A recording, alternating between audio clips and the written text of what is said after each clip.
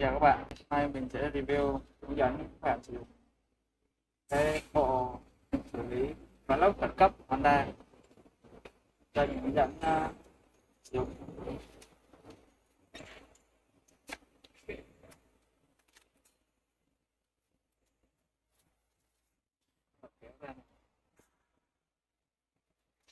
Lấy cái chai ra, khi mình lấy chai ra các bạn lắp chai 5 đến 10 đến 15 giây, sau đó là ta khóa vặn cái nắp của lốp ra, van của lốp.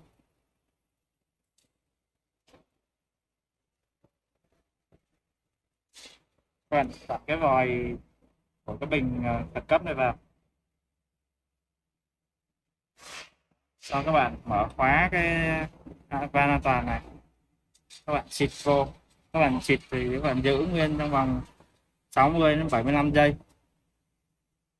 thì cái chất bọt này nó sẽ vào và nó nở ra, nó làm căng cái lốp.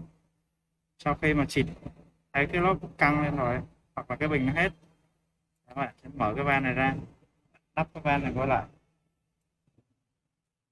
Sau khi mà các bạn bơm cái này vào thì ta sẽ lái xe ở tốc độ chậm 60 cây số. Các bạn sẽ để giải quyết tình huống khẩn cấp thôi, nên các bạn đi đến đại lý của Honda càng sớm càng tốt để vá lại cái lốp cho đảm bảo. Rồi, xin cảm ơn các bạn đã theo dõi.